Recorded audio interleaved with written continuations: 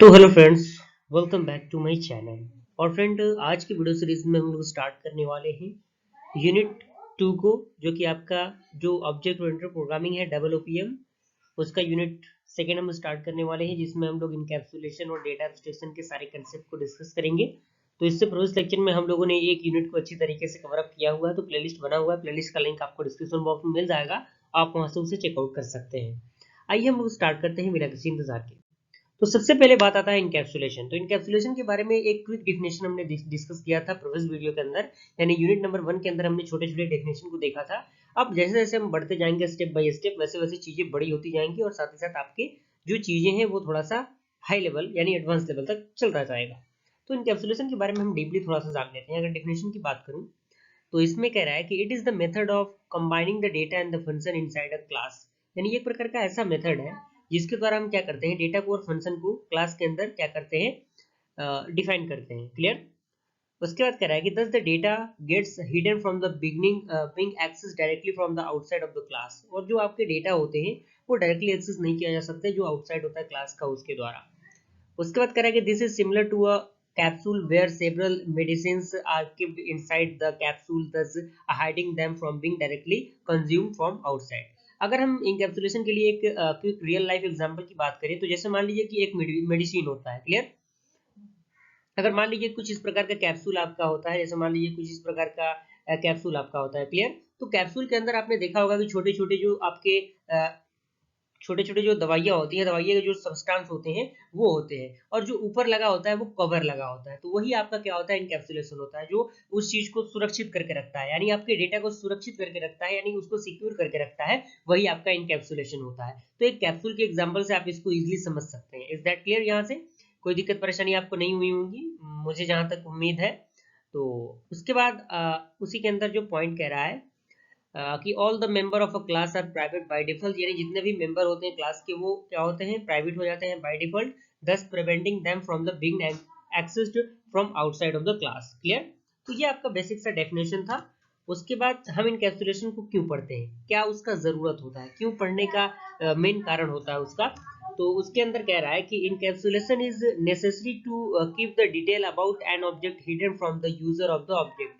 यानी जो आपका इनकैप्सुलेशन होता है वो नेसेसरी इसलिए होता है कि जो यूजर का डिटेल होता है ना, उसको हाइड करके रखता है। यानी उसको जो यूजर होता है ऑब्जेक्ट का, उसको थोड़ा सा प्रोटेक्ट करके रखता है डेटा को, इसीलिए हम इनकैप्सुलेशन पढ़ते हैं। Clear.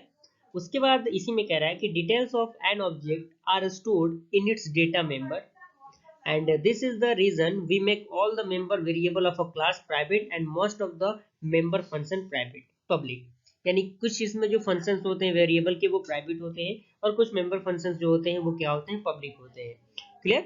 member variables are made private so that these cannot be directly accessed from outside the class, and so most member functions are made public to allow the user to access the data members through those functions। यानी इसमें क्या किया जाता है, directly function के द्वारा, member के द्वारा कुछ क्लासेस को डायरेक्टली एक्सेस किया जा सकता है। तो ये सारी चीजें हमें पढ़नी है। तो आगे आगे जैसे जैसे हम बढ़ते जाएंगे ना, तो चीजें आपकी बड़ी होती चली जाएंगी। उसके बाद एग्जाम्पल की हम बात करें, जैसे मान लीजिए कि हमें एक वॉशिंग मशीन को ऑपरेट करना है, या फिर किसी भी मशीन को हमें ऑपरेट करना है, तो उसके लिए एक क्या होता है, बटन होता है पावर का। तो पावर जैसे ही आप उस बटन को ऑन करेंगे तो आपका वॉशिंग मशीन क्या होगा, चलने लगेगा। और जैसे ही उस पावर बटन को आप ऑफ करेंगे तो आपका जो वॉशिंग मशीन होगा वो क्या होगा, बंद हो जाएगा। ये सारा प्रोसेस तो हम देख रहे हैं, लेकिन क्या उसके अंदर के जो मैकेनिज्म हो रही है, जो उसके अंदर प्रोसेस हो रहा है, उस चीज को हम जान पाते हैं, नहीं जान पाते हैं। तो इसी के लिए हम क्या करते हैं, इनकैप्सुलेशन का यूज करते हैं। बेनिफिट ऑफ इनकैप्सुलेशन, यानी इनकैप्सुलेशन का क्या बेनिफिट है, क्या उसका प्रोसीजर है। तो उसके लिए सबसे पहला पॉइंट की अगर मैं बात करूं, तो कह रहा है कि इनकैप्सुलेटेड क्लासेस रिड्यूस कम्प्लेक्सिटी, यानी जो कम्प्लेक्सिटी होता है ना उसको रिड्यूस कर देता है जो इनकैप्सुलेटेड क्लास होता है वो। उसके बाद कह रहा है कि help to protect our data, यानी जो इनकैप्सुलेशन होता है वो हमारे डेटा को प्रोटेक्ट करने का काम करता है। यानी a client can not change an account balance if we encapsulate it, यानी यदि मान लीजिए कि किसी भी अकाउंट को आपने इनकैप्सुलेट किया है तो कोई दूसरा यूजर उस चीज को चेंज नहीं कर सकता। यह इनकैप्सुलेशन का बेनिफिट है।